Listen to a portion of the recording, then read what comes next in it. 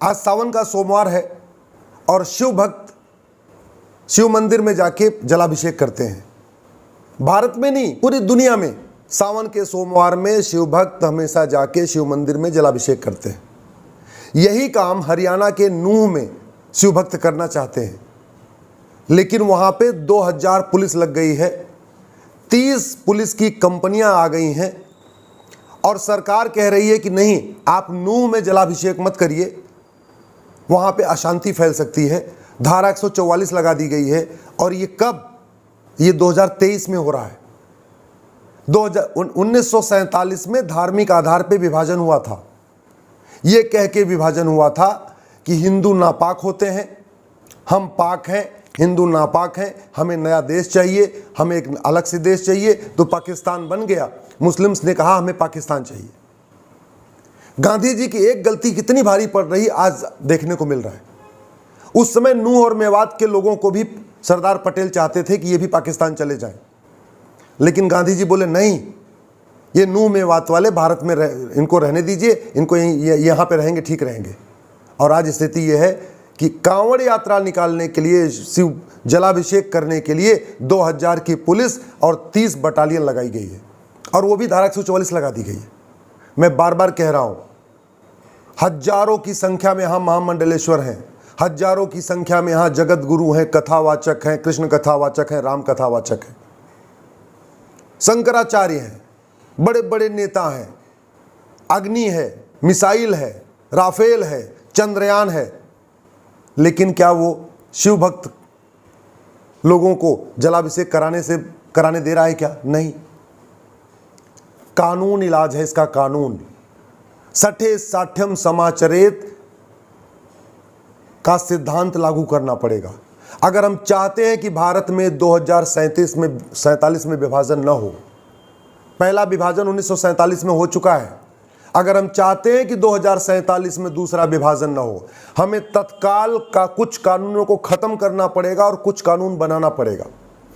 हमें गुलामी के नाम और गुलामी के निशान को मिटाना पड़ेगा। हमें गुलामी के इतिहास को मिटाना पड़ेगा। गुलामी की भाषा पे प्रतिबंध लगाना पड़ेगा। गुलामी की शिक्षा व्यवस्था पे प्रतिबंध लगाना पड़ेगा। जो विदेशी किताबें पढ़ाई जा रही हैं भारत में स्कूलों में, उसको बैन करना पड़ेगा। विशेष दर्जा खत्म करना पड़ेगा, विशेष स्कूल खत्म करना पड़ेगा, विशेष कानून खत्म करना पड़ेगा। गुलामी की प्रशासनिक व्यवस्था खत्म करनी पड़ेगी, गुलामी की पुलिस व्यवस्था खत्म करनी पड़ेगी, गुलामी का टैक्स सिस्टम खत्म करना पड़ेगा, गुलामी का जुडिशल सिस्टम खत्म करना पड़ेगा, गुलामी के सारे कानून खत्म करने पड़ेंगे। अल्पसंख्यक बहुसंख्यक के नाम पे जो खेल चल रहा है इसको बंद करना पड़ेगा।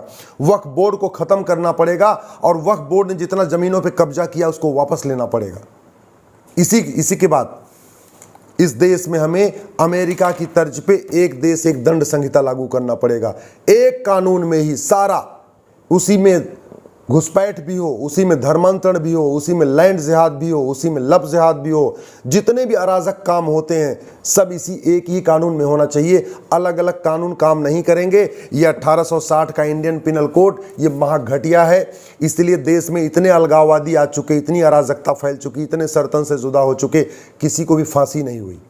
न कश्मीर नरसंहार वालों को फांसी हुई, न सिख नरसंहार करने वालों को फांसी हुई, न बंगाल नरसंहार करने वालों को फांसी हुई, न केरला में नरसंहार करने वालों को फांसी हुई, न मणिपुर में नरसंहार करने वालों को फांसी होगी।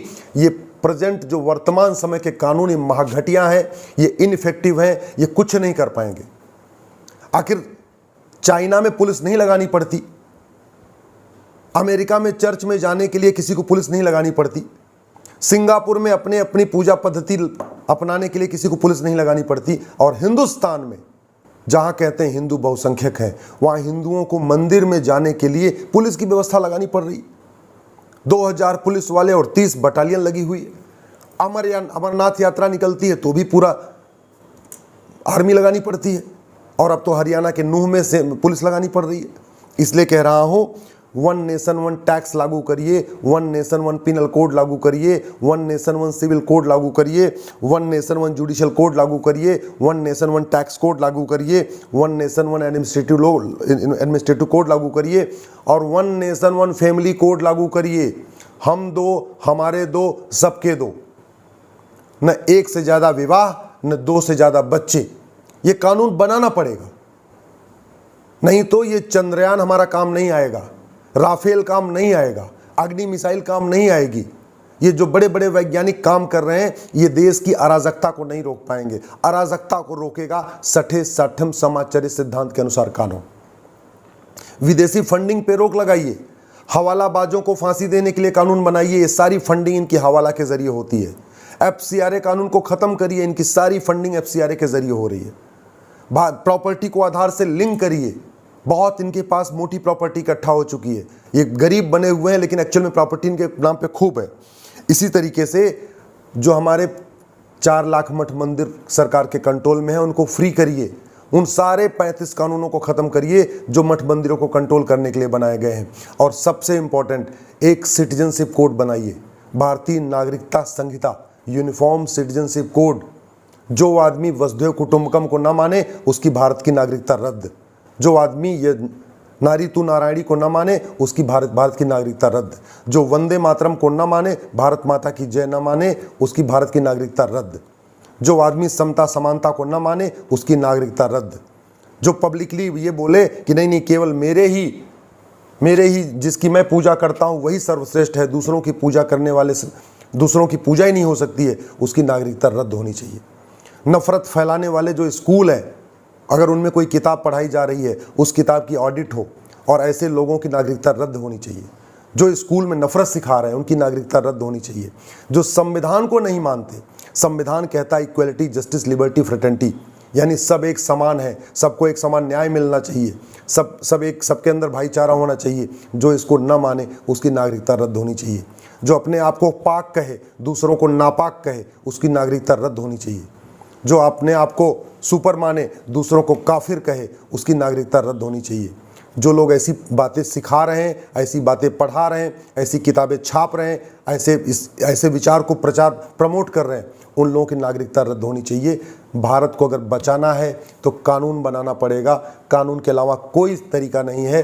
न अच्छे भाषण से अराजकता रुकेगी, न दुनिया भर के संगठनों से अराजकता रुकेगी। भारत में लाखों की संख्या में एनजीओ हैं, हजारों की संख्या में स्वयंसेवी संगठन हैं, और सब कह रहे हैं कि हम तो भाईचारा बढ़ा रहे हैं, भाईचारा बढ़ा रहे हैं, भाईचारा बढ़ा रहे हैं। भाईचारा बढ़ रहा है क्या? आखिर जैसे धर्मांतरण भारत में होता है, चीन में क्यों नहीं होता? जिस तरीके की नशा तस्करी भारत में है, सिंगापुर में क्यों नहीं होती? जिस तरीके के जमीन पर अवैध कब्जा भारत में होता, वैसे अमेरिका में क्यों नहीं होता? वहाँ तो कोई राष्ट्र सेवी संगठन नहीं है, वहाँ तो लाखों एनजीओ नहीं है। कानून पावरफुल होता है, व्यक्ति पावरफुल नहीं होता। कोई पावरफुल नहीं है, सबसे बड़ा पावरफुल है कानून। इसलिए कह रहा हूं, झूठ पकड़ने के लिए नार्को पॉलीग्राफ ब्रेन मैपिंग कानून बनाइए, झूठ बोलने वालों को 10 से 20 साल सजा देने का कानून बनाइए, और नागरिकता कानून बनाइए, तभी भारत बचेगा। नहीं तो मैं फिर से कह रहा हूं, अगर हमने इतिहास से नहीं सीखा, अगर हमने शिवाजी महाराज से नहीं सीखा, राणा प्रताप से नहीं सीखा, पृथ्वीराज चौहान से नहीं सीखा, और तो और 1947 के विभाजन से नहीं सीखा, सिखों के नरसंहार से नहीं सीखा, 1990 के कश्मीर नरसंहार से नहीं सीखा, बंगाल में पलायन से नहीं सीखा, मणिपुर में पलायन से नहीं सीखा, तो एक न एक दिन हमारे आपके बच्चों का भी पलायन होगा। आज के नेता 25 साल के बाद आपके बच्चों को बचाने नहीं आएंगे, लेकिन आज का अच्छा कानून 25 साल के बाद आपके बच्चों को बचाएगा।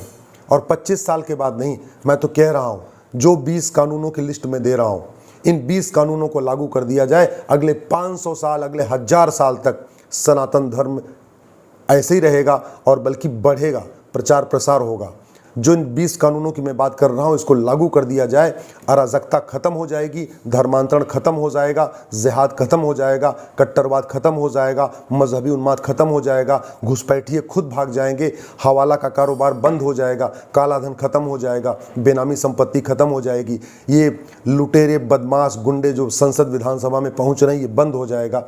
समाधान है कानून। आपको अगर मेरी बात ठीक लगी हो तो इस वीडियो को अपने सभी दोस्तों के यहाँ, रिश्तेदारों के यहाँ ज़रूर भेजिएगा। जय हिंद, जय भारत।